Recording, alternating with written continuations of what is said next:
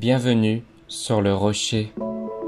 Tu es célibataire et parfois tu te demandes « Est-ce que je suis oublié, en retard, puni ?» Dans une société qui glorifie le couple, les mariages sur Instagram et les dates parfaits, être seul peut ressembler à un échec.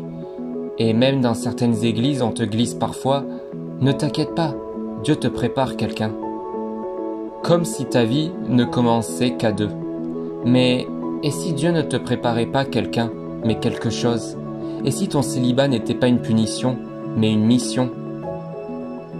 Je voudrais que tous soient comme moi, mais chacun tient de Dieu un don particulier. 1 Corinthiens chapitre 7 au verset 7. Paul, l'un des plus grands apôtres, dit ça sans honte. Il considère le célibat comme un don, pas un fardeau. Et n'oublions pas, Jésus lui-même, le Fils de Dieu, a vécu célibataire. Il n'a jamais dit « Il n'est pas bon que l'homme soit seul, donc je vais me marier ». Il a dit « Je suis venu faire la volonté de mon Père ». Le célibat n'est pas une vie réduite, c'est une vie concentrée. Ce n'est pas une non-vie, c'est une forme de consécration, choisie ou subie, mais qui peut être vécue avec puissance. Paul dit que le célibataire peut se soucier des choses du Seigneur, tandis que la personne mariée est souvent partagée. 1 Corinthiens chapitre 7 au verset 32 à 34. Quand tu es seul, tu n'as pas besoin de demander à quelqu'un « Est-ce que je peux partir en mission? Est-ce que ça te va si je jeûne aujourd'hui ?» Tu es entièrement libre pour écouter, obéir, partir, donner, prier, intercéder, sans compromis ni frein émotionnel. Des figures puissantes dans l'histoire de l'Église étaient célibataires.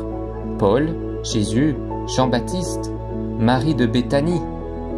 Et chacun a laissé une empreinte que l'éternité ne pourra jamais effacer. Ton célibat n'est pas une salle d'attente, c'est un champ de mission. La société dit, si tu es seul, tu es incomplet, tu as besoin d'un partenaire pour être heureux. Même certains chrétiens disent, tu verras, Dieu t'enverra le bon. Comme si Dieu était un Cupidon céleste. Et ça crée de la frustration, de la comparaison, du découragement. Mais Dieu ne dit jamais que le mariage est supérieur au célibat. Il dit que les deux sont des dons.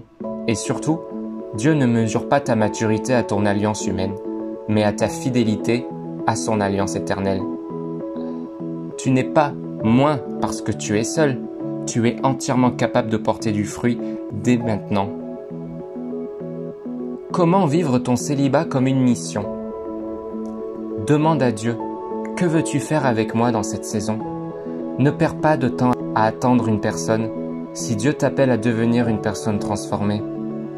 Deuxièmement, agis avec foi. Inscris-toi là où tu peux servir. Voyage, donne-toi. Ce n'est pas une pause, c'est un appel. Garde ton cœur pur. Le célibat peut être attaqué par la tentation, les fantasmes ou la solitude mal vécue. Mais Dieu veut remplir ton cœur de vérité, pas de projection. Et enfin, cultive ton intimité avec Dieu. Tu ne vis pas à côté de l'amour, tu vis en lui, et c'est le plus grand des amours. Le célibat, ce n'est pas un vide à remplir, c'est un espace consacré. Ce n'est ni une malédiction, ni un oubli. C'est une mission de lumière, d'impact, de disponibilité. Si tu es célibataire, ne demande pas seulement « Quand est-ce que je vais rencontrer quelqu'un ?» Demande plutôt « Seigneur, qu'as-tu mis dans mes mains aujourd'hui ?» Parce que tu n'es pas en attente, tu es en marche. Et celui qui t'a choisi n'a pas besoin d'un couple pour te rendre complet.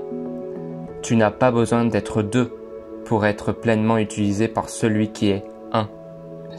Si ce message t'a aidé, n'hésite pas à liker et à t'abonner. À demain pour une nouvelle parole chrétienne.